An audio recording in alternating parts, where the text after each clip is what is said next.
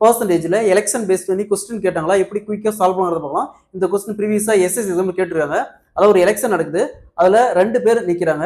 ஒருத்தர் 30% ஓட்டு வாங்குறாரு, ஆனா 200 ஓட்டு வித்தியாசத்துல தோல்வி அடையாருன்னா, அப்போ மொத்தம் அந்த எலெக்ஷனுடைய ஓட்டு எத்தனை ஓட்டா இருக்குன்னு கேக்குறாங்க. சோ இந்த மாதிரி சொல்லிட்டாங்களா, எப்படி குயிக்கா சால்வ் பண்ணுறது பார்க்கலாம். ஒரு தேர்தல் நடக்குது, அதுல 2 பேர் நிக்கிறாங்க. ஒருவர் 30% ஓட்டு வாங்குறாரு, ஆனா 200 ஓட்டு வித்தியாசத்துல ஒரு தோல்வி அடைறாரு. இந்த 200 ஓட்டு சேர்த்து வாங்கி தான் அவர் வின் பண்ணிருப்பாரு. சோ அப்ப அந்த தேர்தலின் மொத்த வாக்குகள் எத்தனை கேக்குறாங்க. இந்த மாடல் சம் கேட்டாங்களா.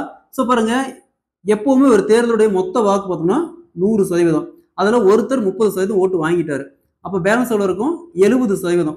ஓகேங்களா, இந்த 70% தான் இவர் வாங்கியிருப்பாரு, 2வது பர்சன் வாங்கியிருப்பாரு. சோ அப்ப என்ன பாருங்க, 200 ஓட்டு வித்தியாசத்துல ஒரு தோல்வி அடைறாரு அப்படிங்கிறாங்க. அப்ப இந்த 2க்கான டிஃபரன்ஸ்.